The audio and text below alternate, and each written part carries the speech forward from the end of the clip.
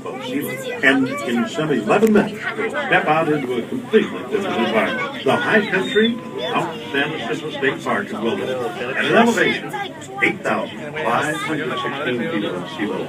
We'll travel over 2.5 miles of cables, rise well over a mile, measured vertically.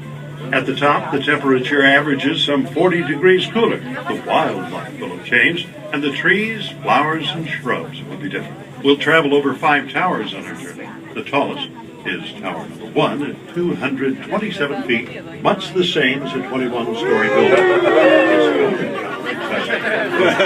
All other towers and the mountain station had to be constructed by transporting workers and materials to the various sites by helicopters employed in the project. For the original tramway, the helicopters flew some 23,000 flights without mishap, carrying a total of 1,200,000 pounds of materials through this rugged canyon. For the new rotating tram cars, the improvements included new cables, drive systems, and the removal of some 1,000 cubic yards of rock. We'll see survey marks along the rock base during our trip that indicates where rock removal was required. The new cabins are the first in the Western Hemisphere to rotate 360 degrees during their travel and are the largest of their type in the world. We're now high over Chino Canyon, once the summer home of the Agua Caliente band of Coe Indians. Since there are many streams that flow year-round, the canyon has an abundance of vegetation, including sycamore, cottonwood, alder, black maple, and a great deal of wild grapevine. To the left of the or south of the tram car is but one of the many waterfalls that is fed by runoff of the mountain. During our upward journey, we passed through a variety of different life zones, ranging from the Sonora Desert to the Alpine Fringe. It's a little like making a motor trip from Mexico to Alaska. We believe this is the only place in Southern California where this change occurs. As we approach Tower Number 2, at the top of the tower, you can see a 16 by 16 foot yellow helicopter platform used during construction and now used during the tram's maintenance period. Additional platforms will be seen on the remaining towers further along our journey. There's the snow already, guys. As you no doubt already noticed, we experienced a swinging motion as the tram car transitioned to the track cable over the tower saddle and back to the track cable. This motion was the result of the car moving from the flexible track to the rigid tower and back to the flexible track. The original tramway was designed and built by the Von Roll Company of Bern, Switzerland, and all moving parts and cables are Swiss-made. The towers are American-made. There's a total of 27 miles of various sized cables in the support, movement, and communication of the tramway. The largest of these are the track cables upon which we ride.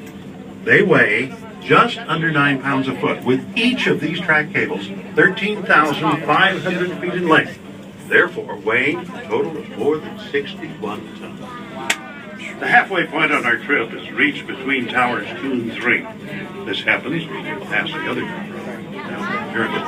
While it appears that the downward car is traveling at the fastest car, it's actually moving at exactly the same speed. It must, because both cars are tied together by the hauling cables, which move with the car. You see, the drive system at the Valley Station is pulling that car down, and in turn is pulling us up. The two cars are 34 feet apart when they pass. We're approaching tower number 3. Please make sure you hold on to this tower. We will swing more than the other 4 towers. The Palm Springs aerial tramway was first conceived in the early 1930s by a young electrical engineer, the late Francis Crocker, who to this day is known as the father of the tramway. The original tramway was completed in September 1963 after some 26 months of construction at a cost of $8.5 million, all financed for the sale of revenue bonds. In April of 1998, the Palm Springs aerial tramway contracted with the Von Roll Tramways to undertake the construction and installation of these new rotating tram cars, one of which you are riding, at a total cost of $12 million. Just as in the very beginning, no tax dollars were used, and the cost of construction and the operation of the tramway depends solely on its route. Where are the clouds?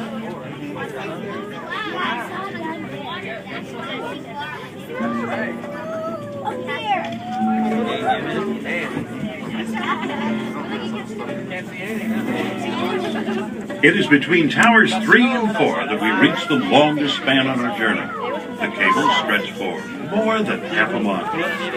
Off to the right of the trail, or north of the car, is one of the most dramatic sights of our entire trip, the majestic spire of the Jacinto Cathedral rock. Visible testimony of the solid granite core of these mountains. As we continue our journey, the life zone changes become more obvious. You'll see a variety of pine trees, including pinyon, big cone, lodgepole, and natural residents in the high country include deer, mountain lion, fox, bobcat, raccoon, and the California gray squirrel.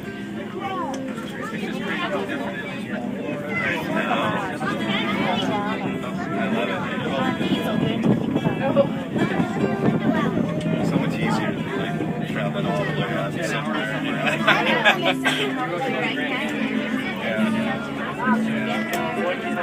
The smallest of the 5 towers is tower number 4, 57.5 feet tall, located at an elevation of 7,576 feet above sea level. From there, the view is truly spectacular. No, not today.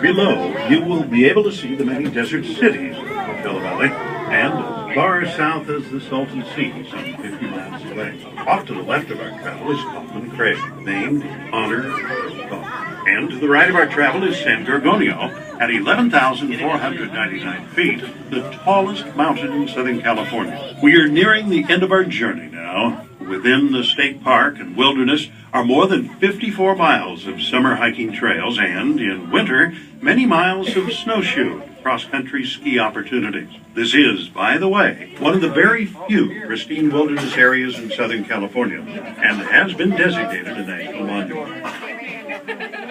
Welcome to the mountain station. We're now at 8,516 feet above sea level. As we dock, we'll bump the sides just a bit. Please continue to hold on.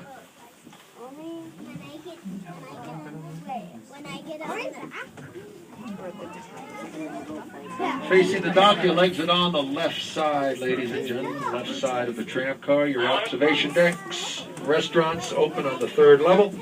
Entrance to the park and trailheads on the 1st level. Use caution, it is icy outside. Have a good afternoon.